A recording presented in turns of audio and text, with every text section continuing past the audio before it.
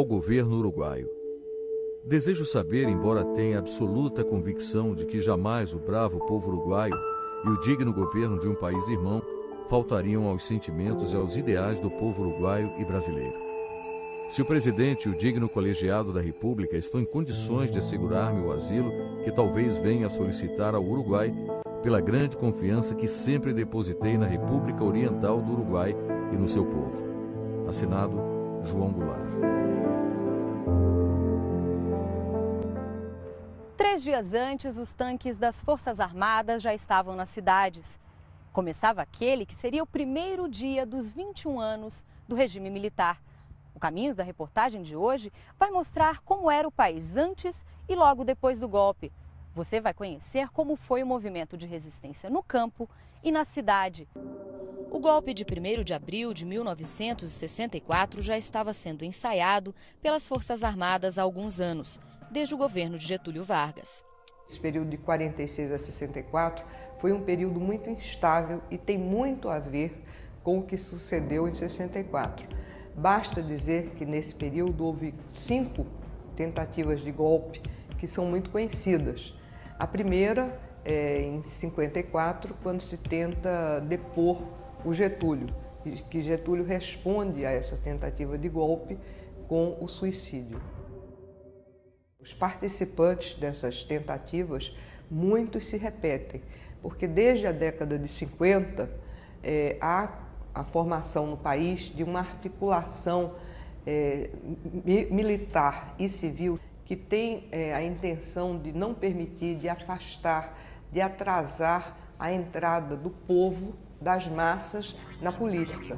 Antigetulistas, como o então deputado Carlos Lacerda e parte das Forças Armadas, também tentaram evitar a posse de Juscelino Kubitschek e do seu vice, João Goulart, herdeiro político de Vargas. Em 1961, Jânio Quadros assumiu a presidência e renunciou 7 meses depois. Os militares articularam um movimento para evitar que o vice, João Goulart, em viagem à China, fosse empossado presidente. Viva a amizade cada vez mais estreita entre a China popular e os Estados Unidos do Brasil. Do Rio Grande do Sul, Leonel Brizola liderou a chamada Campanha da Legalidade para reunir apoio a Jango. Eu fui o único repórter convidado a seguir uma viagem clandestina para o Rio Grande do Sul. Como repórter, fui para o Palácio Piratini. Durante 2 dias fiquei dentro daquele movimento participando da Rede da Legalidade. Clandestinamente voltei para o Rio de Janeiro, jovem, empolgado e aventureiro. Eu montei no Morro da Rocinha com outros companheiros engenheiros de rádio, uma estação clandestina que depois foi apreendida pelo Exército. Os militares só aceitaram a posse de Jango depois que o Congresso aprovou uma mudança no regime político brasileiro, que a partir de então seria parlamentarista. O primeiro-ministro, Tancredo Neves, teria mais poderes do que o presidente Goulart. Em plena Guerra Fria, os Estados Unidos queriam impedir o avanço do comunismo na América Latina e temiam que a experiência da Revolução Cubana influenciasse os rumos da política no continente. O governo norte-americano monitorava o Brasil, o que ficou comprovado com a abertura de documentos secretos, como este de agosto de 1962. O Serviço de Inteligência, a CIA, afirma: muitos moderados no meio político e círculos militares não gostam do sistema parlamentarista, mas não parecem dispostos a restaurar a presidência por causa das tendências de esquerda do presidente Goulart e do primeiro-ministro Francisco Brochado da Rocha. Nesse mundo polarizado, os militares também estavam divididos em 2 grupos. Uma corrente, por exemplo, ampla, que pegava militares nacionalistas, militares comunistas, militares democratas, né? Tinha um projeto de desenvolvimento autônomo para o Brasil, valorizando, né, e defendendo as causas nacionais. Um outro grupo, que aí nessa dicotomia era até adjetivado de entreguista, entendia que o Brasil, para se desenvolver, precisava fortemente do capital estrangeiro. Em 1963, a população votou em um plebiscito pela volta do regime presidencialista. O país vivia uma crise econômica, com inflação alta e problemas no abastecimento de comida. Jango propôs as reformas de base. um conjunto de iniciativas para mudar a estrutura fiscal, bancária e agrária no Brasil. A grande tese no período João Goulart foi a reforma agrária. Num país onde os trabalhadores no campo não eram trabalhadores, eram párias. Camponeses e trabalhadores da cidade enxergavam a chance de ter suas reivindicações atendidas. O Comando Geral dos Trabalhadores, o CGT, entidade que reunia lideranças de vários sindicatos, apoiava as mudanças. Eu era um comunista, dirigente sindical, operário, parava 150 mil ferroviários, entrava na luta, na CGT, no comando, não é isso? Mas era pela reforma agrária, a reforma estudantil, coisas que a sociedade estava pedindo, certo? E o Jango estava acompanhando e cedendo. A cada medida aumentava a oposição ao governo Jango, dentro e fora do país. Uma delas foi o controle das remessas de lucro das empresas estrangeiras. O governo Jango, na época, querendo impor as reformas de base que pretendia fazer e não tendo apoio do Congresso, que era a base legal para fazer as mudanças, começou uma série de reuniões com vários setores, inclusive das Forças Armadas, e que causaram um estopim nas classes armadas, e com o apoio dessa classe média e com o estímulo da classe média e também da igreja, as Forças Armadas, especialmente o Exército, começou a intervir. O governo norte-americano também estava disposto a agir. Em uma conversa gravada, o então presidente John Kennedy pergunta ao seu embaixador no Brasil, Lincoln Gordon, se não seria conveniente uma intervenção militar dos Estados Unidos no país.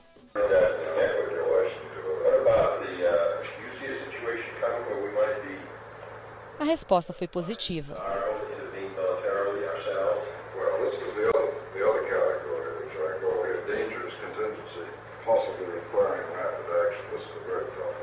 Foi o comício de Leonel Brizola e João Goulart aqui na Central do Brasil, no Rio de Janeiro, em março de 1964, que foi considerado o estopim do golpe. Mais de 150 mil pessoas ouviram o discurso de Jango, que defendia a reforma agrária e uma nova constituinte. De lutar com todas as suas forças pela reforma da sociedade brasileira. É onde as lombrigas da classe média ficaram mais agitadas e elas foram com apetite para apoiar o golpe. A Marcha pela Família com Deus pela Liberdade foi uma resposta da oposição ao comício da Central do Brasil. Organizada pela Igreja Católica e por movimentos de mulheres, reuniu 500 mil pessoas em São Paulo e mais de 2 milhões no Rio de Janeiro. Todos nós temíamos que viesse no Brasil um período de anarquia e talvez até de comunismo, não é? João Goulart, proprietário de terras, querer fazer um governo comunista ou paracomunista era um absurdo em si mesmo, tão inverossímil. Entretanto, isto ganhava manchetes de jornais, como fato real, que estava na iminência de acontecer. Nos últimos dias de março, marinheiros e fuzileiros navais se rebelaram contra a proibição de criarem uma associação. Foram punidos pelo ministro da Marinha, mas anistiados por Jango. Em consequência disso, eles encontraram, os militares, creio, o grande argumento para a derrubada do Jango. O que aconteceu, encontrando força de autoridades civis, Magalhães Pinto, governador de Minas, Ademar de Barros de São Paulo, o próprio Lacerda no Rio. Era o que faltava para os militares iniciarem a tomada do poder. O general Olímpio Mourão Filho deflagrou em Minas Gerais o golpe. O argumento deles é que não era golpe, era uma revolução e que eles iam colocar o Brasil num outro patamar. Iam livrar o Brasil do comunismo, iam livrar o Brasil da corrupção, de vários males, iam colocar no trilho e o Brasil finalmente chegaria ao seu destino, seria uma grande nação. Naquele dia, muitos brasileiros foram para as ruas comemorar. Os sindicatos tentavam organizar, sem sucesso, uma greve geral. Estudantes também protestaram. Quando vem um golpe, a gente vai até a Uni, ver o que estava acontecendo, ver se ia haver alguma resistência, aquela coisa toda, e chegamos lá, ver o prédio da Uni sendo incendiado. Então aquilo é um trauma, né, um choque muito grande. Não pode merecer senão o mais veemente repúdio da nação. A atitude dos que procuram instaurar a desordem e ferir as instituições democráticas. A gente acompanhando o noticiário, as tropas se movimentando, e de vez em quando a gente ouvia uma rádio que estava anunciando, um pouco assim, apoiando o Jango. Daí a pouquinho a rádio desaparecia do ar e entrava um dobrado militar, significa que aquela rádio foi tomada. A Revolução Vitoriosa, como poder constituinte, se legitima por si mesma. Durante 18 horas, de 2 da manhã mais ou menos, até as 18 horas, melhor dizendo, eu fiquei dentro da Rádio Mariquê Veiga transmitindo no dia 31 de março todos os comunicados, inclusive de Miguel Arraes, que falou pela Rádio Mariquê Veiga por volta de 2 horas da tarde, lá do seu palácio em Recife, já anunciando estar preso pelo general Justino Alves Bastos, que era o comandante do 4º Exército. Depois de várias horas de resistência, invadiram a rádio, houve muito tiro dentro da rádio, etc. Ninguém ficou ferido, ninguém morreu. Eu consegui fugir e pedir asilo ao Uruguai. No dia 2 de abril, o Congresso se reuniu em uma sessão conjunta da Câmara e Senado, ainda de madrugada. O senhor presidente da República incumbiu-me de comunicar a Vossa Excelência que, em virtude dos acontecimentos nacionais das últimas horas, para preservar de esbulho criminoso o mandato que o povo lhe conferiu, investindo na chefia do Poder Executivo, decidiu viajar para o Rio Grande do Sul. Mas não mudou a posição do presidente do Senado. Declaro vaga a presidência da República. Ele esperou a posse do Mazili para constatar que houve um golpe de Estado, que o presidente constitucional estava dentro do país. Tinha, na época, em 64, 7 anos. Decolamos num avião às pressas, dormimos uma noite numa fazenda no Rio Grande do Sul. Os empregados estavam armados e tal, para defender e tal, porque o Exército já estava procurando algumas unidades que já estavam rebeladas no Rio Grande do Sul. E no outro dia, o avião grande da Presidência da República foi embora e de manhã chegou um aviãozinho pequeno que nos levou até o Uruguai com o piloto particular do pai naquele dia.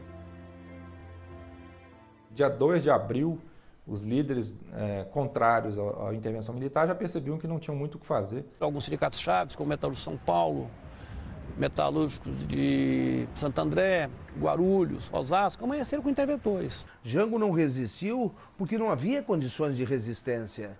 E, inclusive, hoje, 50 anos depois, esse é o grande triunfo de João Goulart, não ter resistido, não ter conduzido o país a uma guerra civil fratricida, com a 4ª Frota Americana dentro da costa brasileira, com o governo americano pronto para reconhecer o governo mineiro e se preparar para uma luta prolongada e, inclusive, a divisão territorial de nosso país. A ameaça era que navios americanos iriam invadir o Brasil, caso houvesse resistência.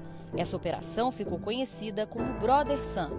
O envio da frota, estima-se que tenha sido a maior movimentação no hemisfério sul desde a época da Segunda Guerra Mundial, foi para desestimular qualquer tipo de reação. Com o primeiro ato institucional, a caça aos inimigos aumentou. Dados da Comissão Nacional da Verdade mostram que nos primeiros meses da ditadura, 50 mil pessoas foram presas. O nome usado para isso foi Operação Limpeza, que é uma metáfora crua, mas muito clara, né? Era limpar esse inimigo de esquerda. A limpeza começou dentro de casa. Segundo a Comissão da Verdade, 7.500 militares foram perseguidos durante a ditadura.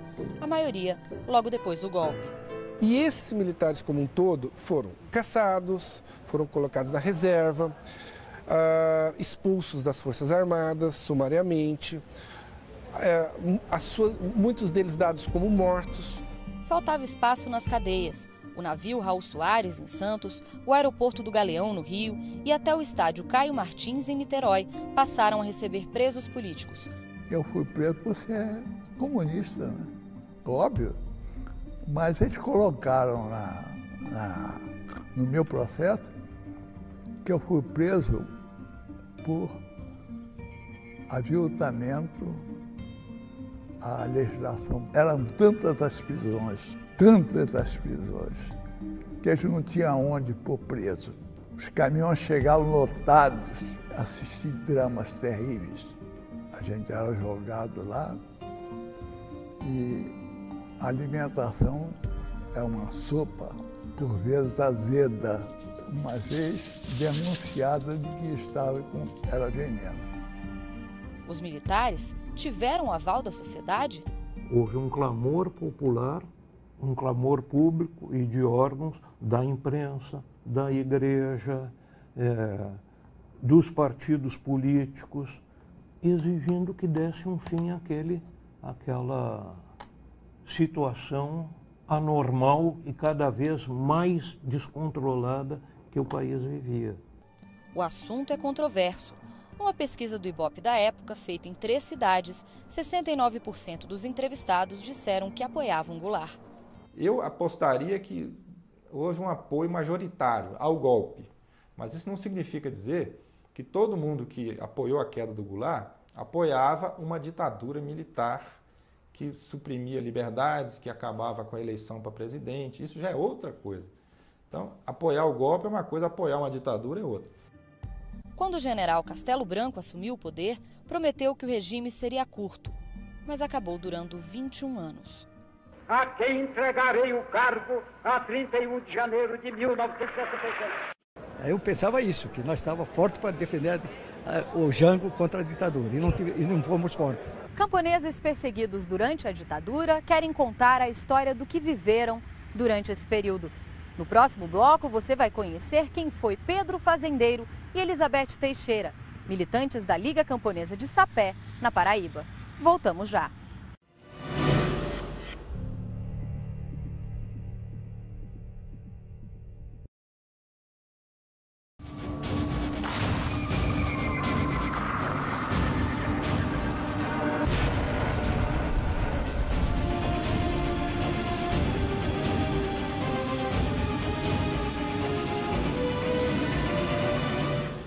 Elizabeth Teixeira tem quase 90 anos e uma vida marcada pela repressão no campo. Tudo começou quando ela se apaixonou por João Pedro Teixeira, um camponês pobre e sem estudos. O pai de Elizabeth era dono de uma mercearia, um homem rico, e não aceitou o amor dos dois. Eu disse, agora nós continuamos namorando e vamos ver como é que vai fazer. Eu posso até dar uma fugida de casa com você.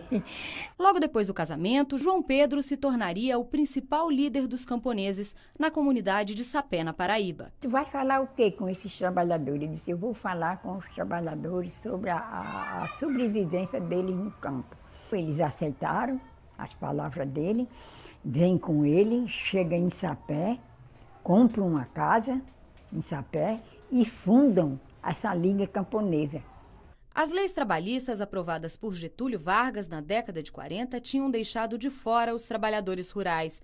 O Partido Comunista Brasileiro, o PCB, ampliou a sua atuação no campo e organizou as primeiras associações de trabalhadores rurais.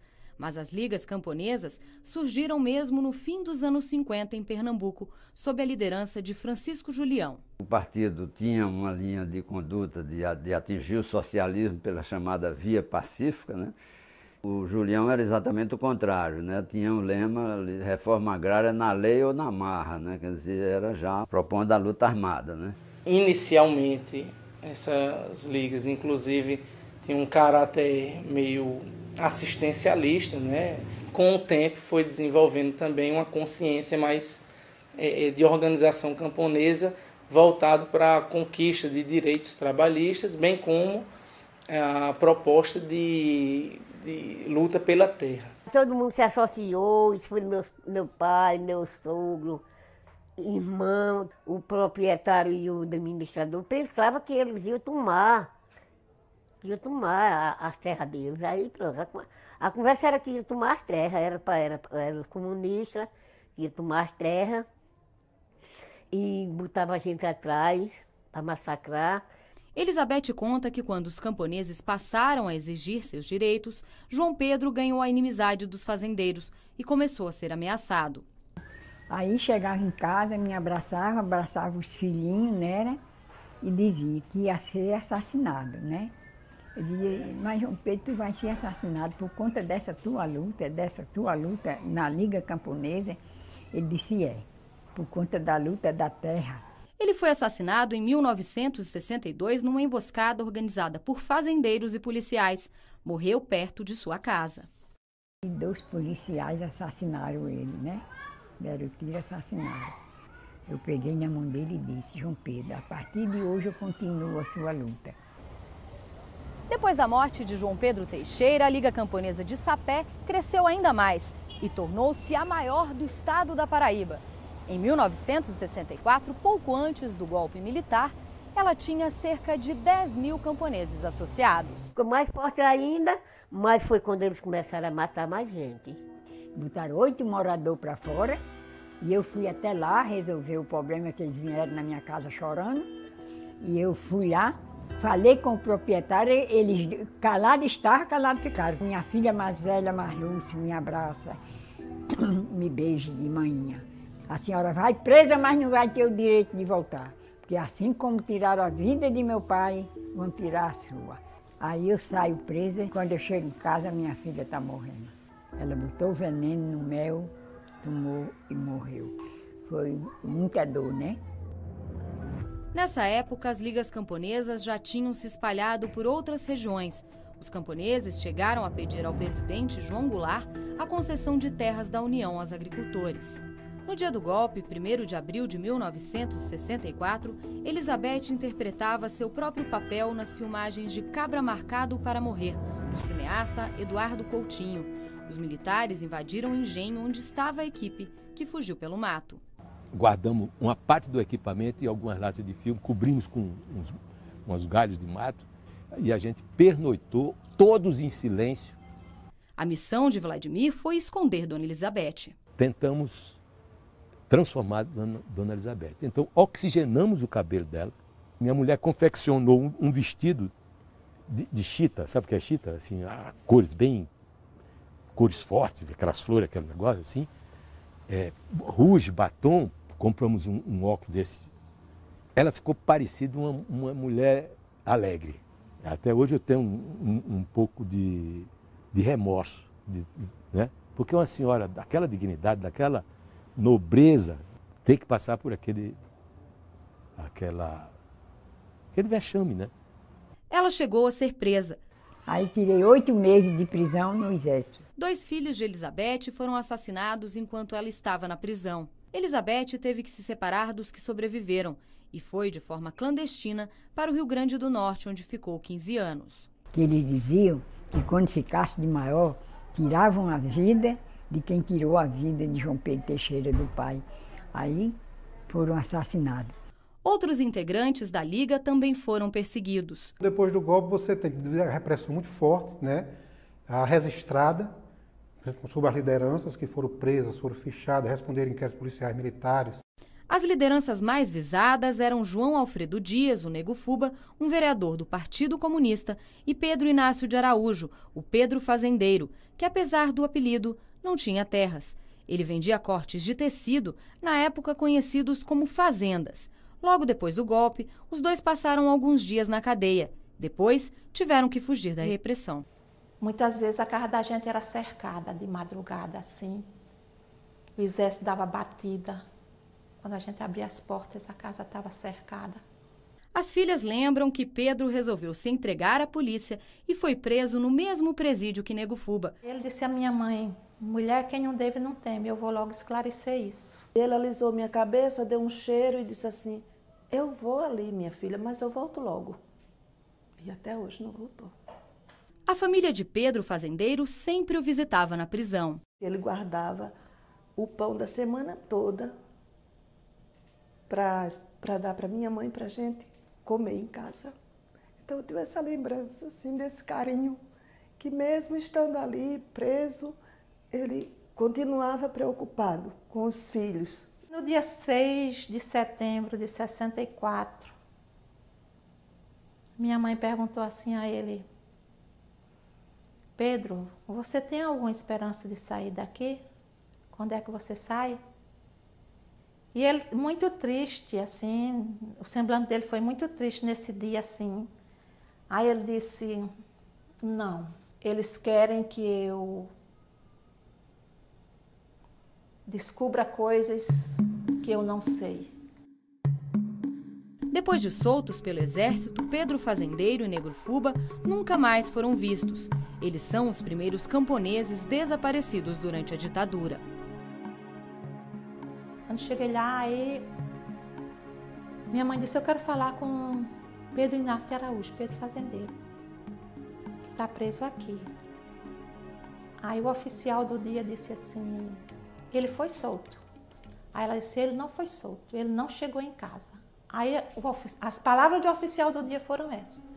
Se ele não chegou, é porque a polícia pegou.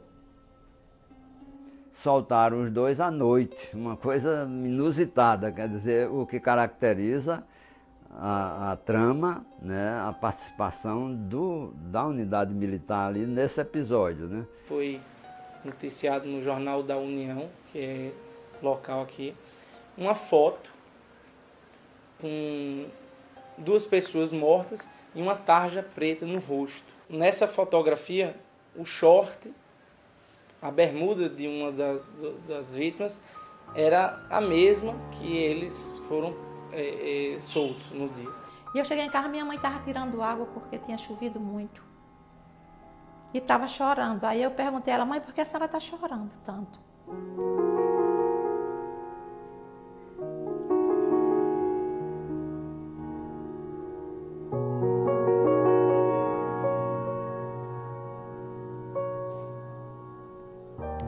Aí ela disse assim,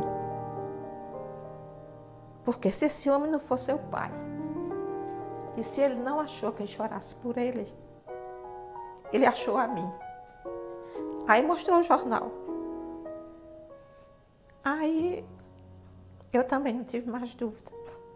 Sabia que era meu pai. Por conta da repressão, as ligas camponesas deixaram de existir formalmente depois do golpe. A repressão foi muito forte, tanto pelo poder militar, mas no clima do golpe, no campo, os proprietários de terra se sentiram absolutamente à vontade para poder eles mesmos reprimir. É como se houvesse então uma legitimidade para essas ações de violência no campo. O que mais nos marcou foi essa conjugação da violência pública e da violência privada, o anonimato de boa parte desses casos que são terríveis, são chocantes mesmo. Por exemplo, torturas que eram infligidas a trabalhadores, como por exemplo passar os capangas de um fazendeiro, passavam mel no corpo do trabalhador e o deixavam amarrado para que as vacas lambessem até que o corpo ficasse em carne viva.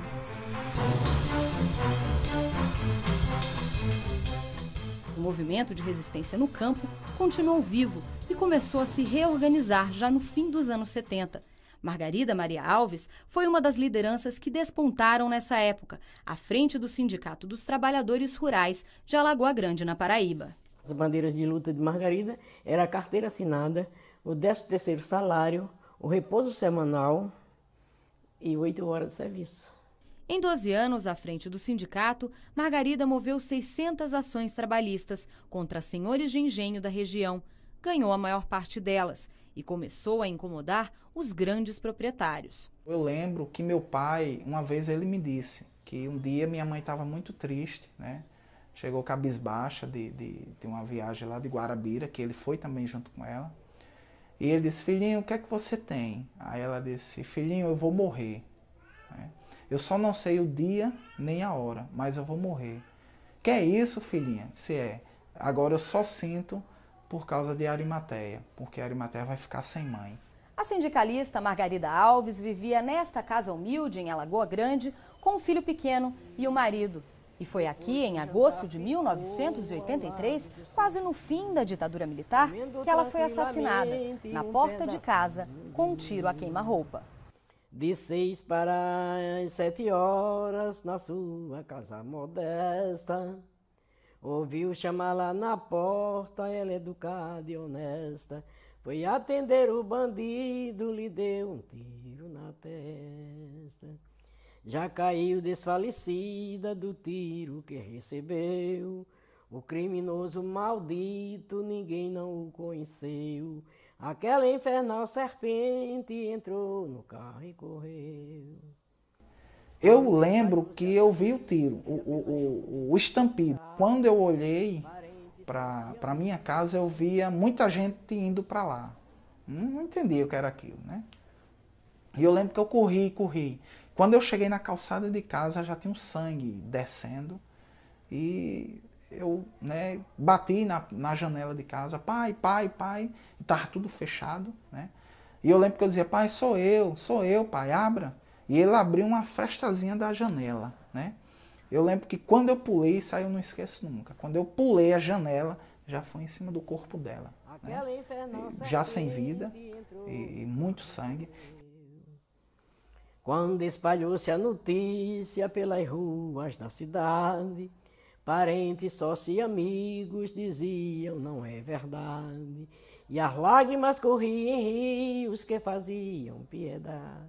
Foi o grupo da Várzea, mas teve também o aparato do Estado. Se a luta dos camponeses pela terra incomodava o regime militar, a construção de rodovias e de grandes projetos de infraestrutura, como as hidrelétricas, passavam muitas vezes por terras indígenas. Essas terras são todas concedidas a grandes empresas que passam a fazer uma limpeza geral, derrubada de árvores, madeira de grande valor, para transformar isso em projetos agropecuários. Os povos indígenas eram vistos como empecilhos ao desenvolvimento. A etnia Tenharim, que vivia no sul do estado do Amazonas, teve suas terras cortadas pela construção da rodovia Transamazônica. E quando a estrada foi chegando, ela foi atingindo em cheio as aldeias, passando por cima das aldeias, cemitérios, foi destruindo a caça, foi prejudicando a parte da pesca, conforme depoimentos dos próprios índios, né?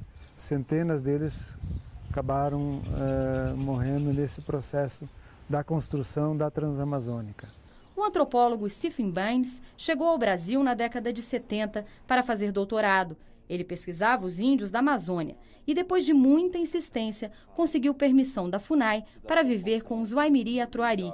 Lá, viu a comunidade sofrer o impacto da construção da rodovia 174, que ligava Manaus a Boa Vista. Após 18 meses de pesquisa de campo, ao longo desses 18 meses, eles começaram a se abrir mais, me contaram que houve mortes em massa, sobretudo em decorrência de epidemias que alastraram pelas aldeias. Os próprios militares assumiram a construção da estrada e se encarregaram de limpar os obstáculos que eram os Waimiri-Atuari, que eventualmente se impusessem ou quisessem impedir a passagem da estrada. Os militares também criaram presídios indígenas no interior de Minas Gerais. Para chegar até lá, é preciso enfrentar estradas de terra de difícil acesso.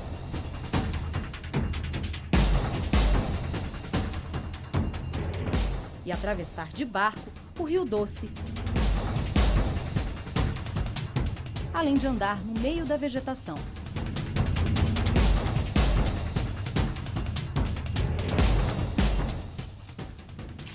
Aqui são as antigas ruínas do presídio de Krenak.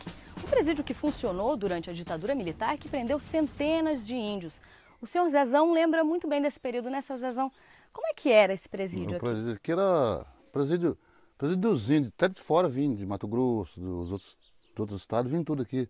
Seu Zezão afirma ter visto um índio ser torturado publicamente. Viu ele lá, o tal de Vicente, viu ele lá pescando, foi lá e pegou uma roela pro meio e botou na égua correndo com ele até lá, correndo até da égua, para ver se matava o menino, mas do meio. Deram o nome de reformatório, mas eu estou afirmando que era um centro clandestino de tortura. E havia, inclusive, perseguição, não só falavam que era comunista, como eram homossexuais. O presídio Krenak acabou sendo desativado por conflitos de terras que envolviam a área.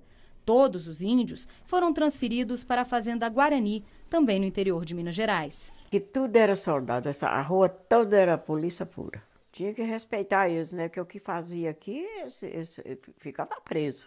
No presídio Guarani, os índios ficavam presos em celas como esta. Durante o dia, trabalhavam na lavoura e à noite voltavam para cá para dormir. Contra eles, geralmente, pesavam as acusações ou de uso de bebida alcoólica ou de desordem.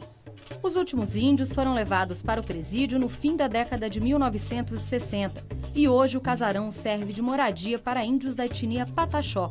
Durante muitos anos, pouco ou quase nada se sabia sobre a estrutura de repressão contra os índios.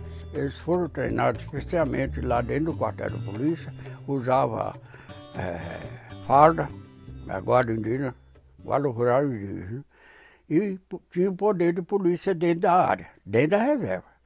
houve uma degeneração rápida da Guarda Rural Indígena, em violências internas, em mortes, e que fez com que eles se transformassem em mais um dos mecanismos de repressão dos próprios índios.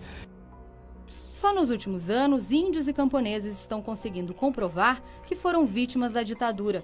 Com o trabalho da Comissão da Verdade e outros órgãos de direitos humanos, os documentos e novas interpretações estão vindo à tona. No próximo bloco, você vai saber como foi a ação dos militantes que lutavam pela democracia e vai ver que grande parte deles saiu das universidades.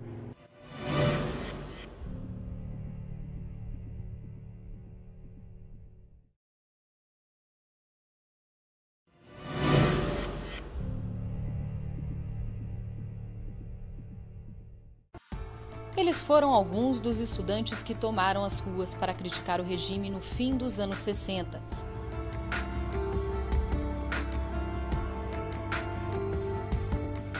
No batismo de fogo, a minha primeira pichação foi em 1966.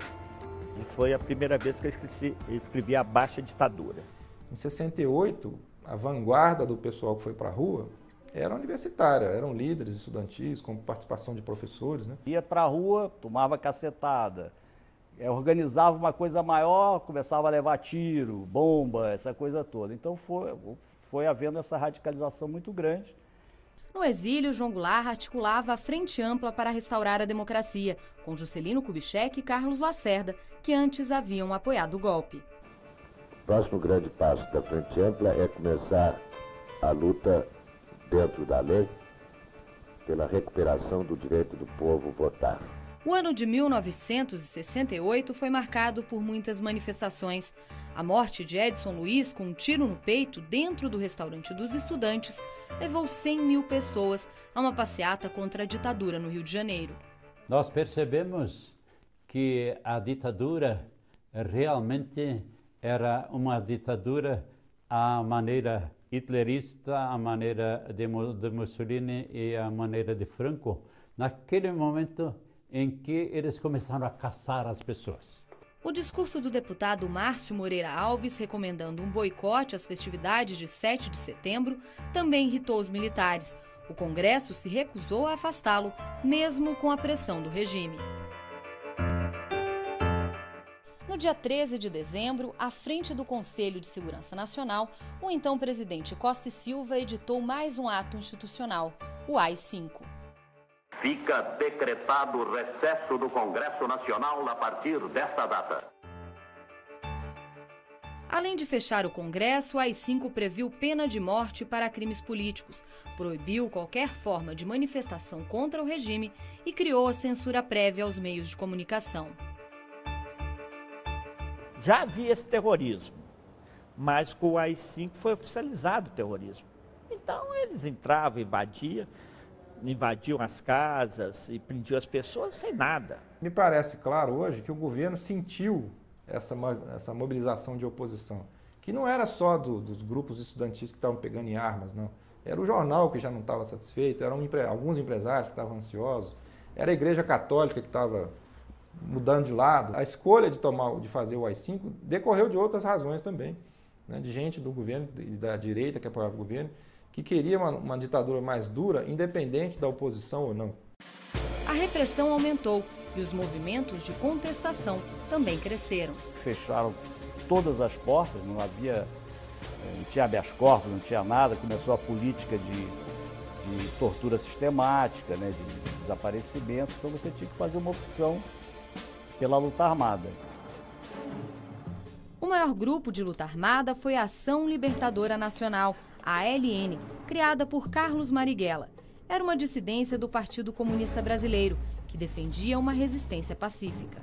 Uma das maiores ousadias foi o sequestro do embaixador dos Estados Unidos no Brasil, Charles Elbrick, em conjunto com o movimento revolucionário 8 de outubro, MR8. O diplomata foi solto após a libertação de 15 presos políticos que foram levados para o México em um avião das Forças Armadas.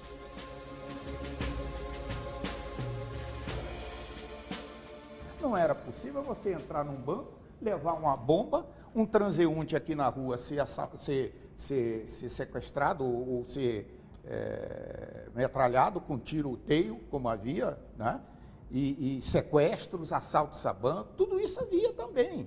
Embora na ditadura nos achassem de terroristas, não éramos terroristas. Nós éramos jovens idealistas com o dever de lutar contra uma ditadura. Nós tínhamos esse direito e o dever, principalmente. Para coordenar e integrar as ações de combate aos grupos de esquerda, o governo militar criou o Destacamento de Operações de Informações, Centro de Operações de Defesa Interna, mais conhecido como DOI-CODE. Vários tipos de pessoas desenvolviam essas atividades. Existiam pessoas assim, talhadas para torturar, pessoas com habilidade para interrogar, pessoas com vocação para matar. O ex-delegado do Espírito Santo, Cláudio Guerra, assume que matou presos políticos. Saí daqui para executar pessoas. Saí para executar no Rio, em São Paulo e Recife. Eu sei que no Rio, na mando do governo, no Rio foi 2 ou 3 pessoas, em São Paulo foi 2 mais ou 3, e em Recife foi 1. A estrutura da repressão contava ainda com o Departamento de Ordem Política e Social, DOPS. Os funcionários recebiam treinamento especial. Todos os alunos desses cursos tiveram treinamento, não é, de tortura, de métodos de tortura, de técnicas de interrogatório. Choques elétricos no ouvido, nos dedos dos pés, das mãos, né? Muito choque na vagina, muito. Então, para nós mulheres, eu acho que para os companheiros também, é alguma coisa muito violenta. Eu já relatei esse fato. É algo, não é nem nojento, eu não sei descrever o que significa para uma mulher. Um torturador introduzir o dedo com fio elétrico na sua parte mais íntima. E é duro falar sobre isso, sabe? Mas eu acho que tem que ser registrado. Por mais que me doa, eu tenho que falar. O ato sexual se tornou alguma coisa assim, muito difícil para mim. Então, o que eu posso dizer? Me tornei uma mulher estéril e sem companheiro. É um negócio assim, muito barra pesada mesmo. Eu achei que eu não sobreviveria. Uma vez eles deixaram eu olhar no espelho, eles fazem de propósito, né? E você está todo deformado, uma pasta humana, todo arrebentado. Nós éramos também ingênuos, pelo menos nós que eu estou falando, os meus companheiros, porque nós não sabíamos, na realidade, o que era uma tortura. O que era de ser pendurado no pau de arara, o que é a cadeira do dragão que esmagava o crânio da pessoa. Você não pode entrar numa guerra pisando em ovos. Então, ou você vence aquele lado oposto ou não vence. Então, pode ocorrer ocasionalmente exageros, né? Isso ninguém vai negar, né? Mas aquilo ali estava sendo feito para uma justificativa de um estado de insegurança que vivia o Brasil. Dentro dos quartéis também havia uma vigilância constante. Cabo da Aeronáutica, José Bezerra trabalhava na base aérea do Galeão, no Rio de Janeiro, e um dia criticou os colegas que torturavam um militante. Aquilo que estavam fazendo com aquele jovem era uma covardia. 3, 4 militares batendo, agredindo um cidadão. No dia seguinte, ou dia depois, eu soube, lá os próprios colegas diziam que o preso não resistiu à tortura, botaram a boca do Stuttgart Guard Angel no escapamento do jipe e mandaram o Ribeiro acelerar, porque quem dirigia era o Ribeiro. Stuart Angel, guerrilheiro do MR8, até hoje é dado como desaparecido político. Me submeteram a uma sessão de torturas, me agrediram. O serviço secreto que funcionava lá na base aérea me classificou como sendo demagogo, seguidor do deputado Leonel de Moura Brizola e Darcy Ribeiro, e que eu era conspirador do sistema. Depois das torturas, Bezerra ficou com a saúde debilitada. Uma vez foi internado no Hospital da Aeronáutica e acordou em outro.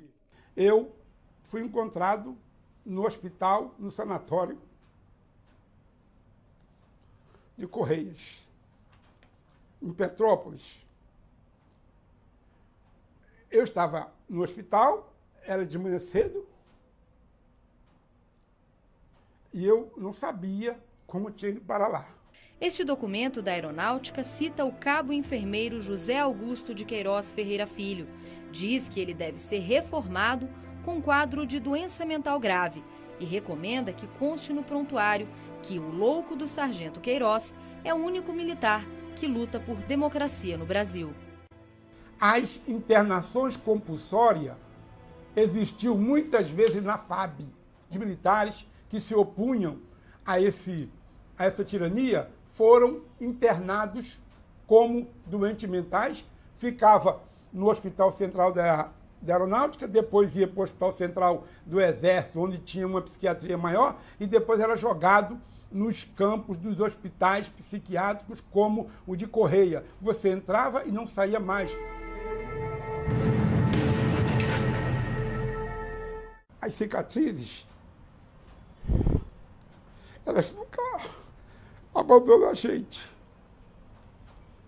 Elas acompanham a gente. A gente vê todo dia. Você vai tomar banho, você vai trocar de roupa, você vê. Usava-se o teatrinho na rua, não é certo? Simulava um tiroteio e a pessoa, né, morria ali, etc, etc. Ficticiamente era levada, né, para o ML e eles se encarregavam então de legalizar o sepultamento normalmente em cemitérios clandestinos, em áreas, em locais clandestinos. Assim acontecia com as pessoas que perdiam a vida no DOI. Yara recorreu ao estudo de antropologia forense para contestar as versões dos militares para as mortes do marido Arnaldo e dos irmãos dela, Alex e Yuri, militantes da LN. Os três foram dados como mortos em combate. O Yuri foi executado com um tiro na nuca. Ano passado, em agosto, nós exumamos o Arnaldo, onde é a primeira prova concreta de tortura e execução de um militante dado como morto em combate. Se conclui que houve um tratamento cruel, desumano, dito pelos técnicos da Polícia Federal, né, com o objetivo só de provocar o sofrimento, até que ele foi executado também com um tiro na cabeça. Na época, o SNI, ou a repressão em geral, eles estavam fazendo muita besteira. Por exemplo, estava matando, julgando no mar, a opinião pública internacional muito em cima. Aí, numa das reuniões lá da comunidade de informação, eu falei, por que não usar um forno para poder desaparecer com as pessoas? Veio, acho que 11 ou 12 corpos para ser incinerado lá. Nem a censura aos veículos de comunicação conseguia esconder as torturas. Quando você denunciava que tinha sido torturado, primeiro os auditores não queriam registrar. Nós fizemos muitas greves de protesto. O presídio do Rio de Janeiro iniciou a greve de fome antes de começar o processo da votação da anistia. Em janeiro nós mandamos carta praticamente para todos os presídios onde tinham presos políticos. E também foi para o exterior. A contestação foi crescendo a partir de meados da década de 70 e foi adquirindo apoio da classe média, exatamente em função do desgaste institucional, tanto político como econômico, com a inflação ascendente, com as suspeitas de corrupção. A sociedade pressionou pela anistia, que foi aprovada em 79. Quando já se falava na abertura política, uma bomba explodiu no Rio Centro durante a festa do Dia do Trabalhador. Tinha sido preparada para atingir os participantes, mas explodiu antes da hora. Matou um militar e feriu outro. Mais de 30 anos depois, o Ministério Público Federal denunciou 6 pessoas pelo atentado, entre elas Cláudio Guerra. Não para colocar bomba, eu estava encarregado de uma equipe para prender quem ia ser plantado como autor do Rio Centro, se acontece. Era julgar para cima da ALN, né? Aliança de Libertação. Eles que iam pagar o pato. A gente ia prender alguns elementos que ia ser plantado ali para a gente poder prender oficialmente, aquela coisa toda. Se Cláudio Guerra for condenado, pode pegar pena de até 66 anos. Era meu propósito levar para a sepultura tudo que eu sabia. Mas quando eu me vi despido de todo orgulho, e senti na pele que eu estava errado e que eu precisava contribuir, não para ter perdão, mas no esclarecimento da verdade e me redimir um pouco das coisas que eu fiz, hoje eu estou disposto a falar sim.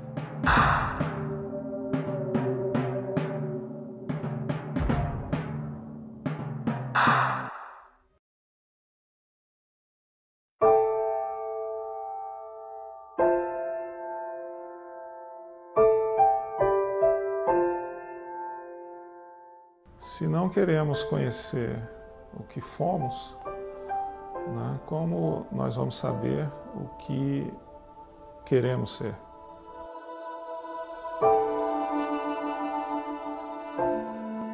Tem que saber quem foi responsável, quem torturou, entendeu? Aonde, como.